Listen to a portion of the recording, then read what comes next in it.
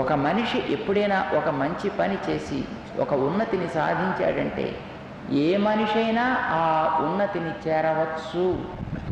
రెండు కావాలి వాడికి. ఒకటి, తన మీద విశ్వాసం కావాలి.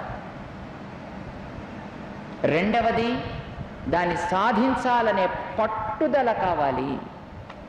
ఇవి రెండూ కనుక ఏర్పడ్డాయా మనిషిలో, నువ్వు కూడా మరొక రాముడివి కాగలుగుతావు. నువ్వు కూడా అంత గొప్పవాడివి కాగలుగుతావు. కానీ ఆ పట్టుదల ఏది మనకి? ఇక్కడ కూర్చొని వింటున్నంతసేపు భలే పట్టుదలగా ఉంటుందండి మనకి. ఎంతవరకు ఉంటుంది పట్టుదల? లేచేంతవరకు ఉంటుంది. లేవగానే ఏం చేస్తాం? బట్టలు అనుకుంటాను ఫ్రెష్గా మళ్ళీ మనం వెళ్ళిపోతాం అన్నమాట వాపస్. ఎందుకంటే ఇవన్నీ ఇంటి దాకా మోసుకెడితే ఎంత ప్రమాదం మనకి. ఒక స్వామివారు ఉపన్యాసాలు చెప్తుంటే ఒక మార్వాడి సీట్ వచ్చేవట్టండి. రోజు చక్కగా వచ్చి అలా ఫ్రంట్లోనే కూర్చునేవట్టండి, మొదటి లైన్లో. ఆ చొక్కాను కూడా చక్కగా ఇలా వేసి కూర్చునేవట్టండి. రోజు అటెండెన్స్ మాత్రం 100% అటెండెన్స్ అండి వాడికి. No discount is permitted. అలా ఉండేవాడు.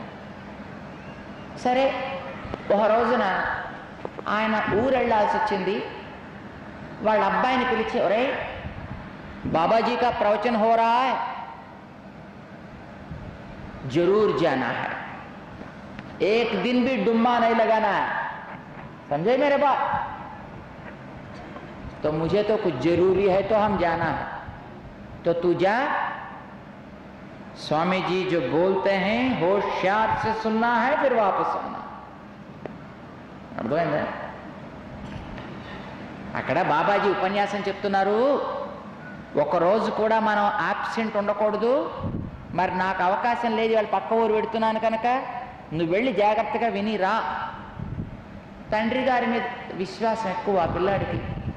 నాన్నగారు చెప్పారు కదా అని ఆ రోజు మనవాడు వెళ్ళి ఉపన్యాసంలో కూర్చున్నాడు ముందర. సరే పాపం ఆ వేళ ఆయన గో మహిమను గురించి చెప్పాయండి ప్రవచనం. ఆవంటే సర్వదేవతామయి. ఆవుకి ఒక్క ప్రదక్షిణ చేస్తే మొత్తం దేవతలందరికీ చేసినట్టే. ఒక్క ఆవుకి ప్రదక్షిణ చేస్తే భూమికి ప్రదక్షిణ చేసినట్టే. ఆవుకి కాస్త ఒక చిన్న గడ్డి పరక వేసిన దేవతలందరికీ సంతృప్తి. కనుక మనం ఎప్పుడు కూడా గోమాతను పూజించాలి.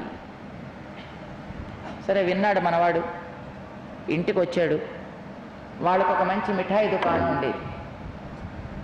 సరే, గురువుగారు చెప్పారు కదా అని ఆ వేళ నుంచి రోజు రాత్రి దుకాణం మూసేసే ముందర, ఆ దుకాణం ముందర కొన్ని ఆవులు ఉంటాయి కదా, చక్కగా ఆ ఆవుల్ని పిలిచి తన దగ్గర ఉండేటంటే 4 స్వీట్లు ఆవుకి పెడుతూ ఉండేవాడు.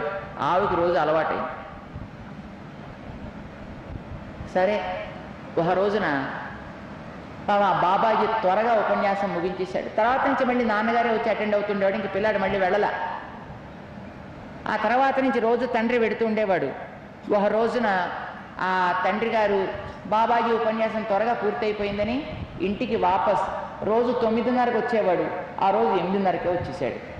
8:30కి వీళ్ళకి దుకాణం క్లోజ్ చేసే టైం. సరే, 8:30కి ఇంటికి వచ్చేటప్పటికి సన్నివేశం ఏమిటి అక్కడ? ఈ పిల్లాడు ప్లేట్ నిండా స్వీట్లు పట్టుకొచ్చి ఆవుల్ని పిలిచి ఒక్కొక్క ఆవుకి ఒక్కొక్కటి పెడుతున్నాడు. తండ్రి చూశాడు, గుండె బాతుకున్నాడు. ఒరే, నా వ్యాపారం అంతా ఇలా అయిపోయింది రా బాబు, ఏమిట్రా నువ్వు చేసేస్తున్నావు, అయ్యయ్యో అయ్యయ్యో ఆయన గోల గోల. ఏమిటి ఇది, నువ్వు ఈవేళే స్టార్ట్ చేసావా, రోజు చేస్తున్నావా అంటే, నాన్న రోజు పెడుతున్నాను. అవ్వా, అందుకే నా అకౌంట్ అంతా రోజులు ఆశొస్తుంది.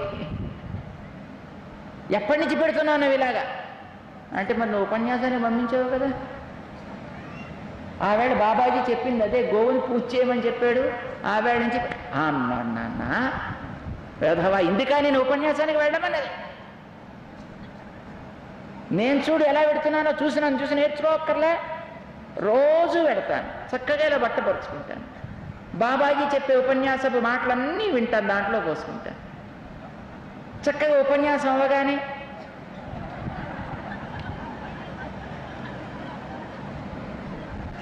అన్ని ఇంటికి తెచ్చుకుంటే విధవా, నువ్వు నేనేం బతుకుతాను రా.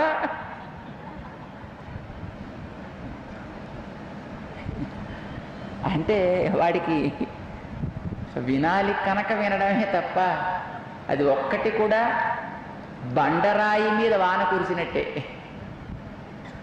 మట్టి మీద వాన కురిస్తే ఒక చుక్కైన లోపలికి పెడుతుంది, కానీ బండరాతి మీద వాన కురిస్తే లోపలికి పెడుతుందే అంతే.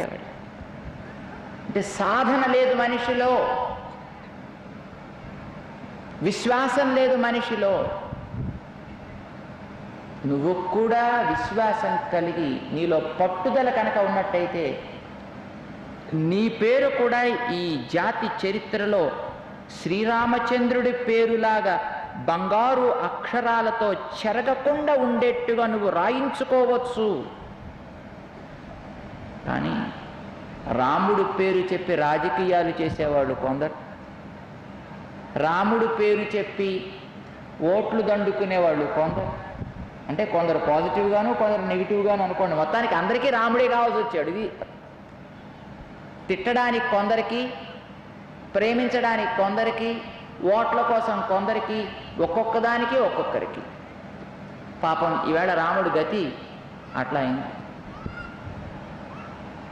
కానీ రామాయణంలో ఏ మాట అవాస్తవం కాదు. అందుకోసమనే ఎప్పుడైనా మీరు జీవితంలో వాల్మీకి రాసిన రామాయణాన్ని చదవండి, ఒక్కసారి చదవండి. తెలుగులో మనకి దొరుకుతున్నాయి, చక్కగా చదవండి. ఇతరులు రాసినవన్నీ కూడా వాళ్ళ బుద్ధికి తోచినట్టుగా వాళ్ళు రాసుకున్నారు. ఇప్పుడు చూడండి, మేము ఇక్కడ కూర్చుంటే బాబా మా మాస్టర్ గారు ఇచ్చి పొద్దున్న ఓహో సాక్షాత్తు శ్రీమన్నారాయణ రూపులైనటువంటి జియర్ స్వామి వారు. మనం శ్రీమన్నారాయణ స్వరూపులమా? మనం మనుషులం. కానీ వారు అట్లా భావించుకున్నారు, రైట్. అయితే వారు భావించుకున్నంత మాత్రం చేత వీరు అలాంటి వారు కారు, వీరు మనుషులే అవుతారు.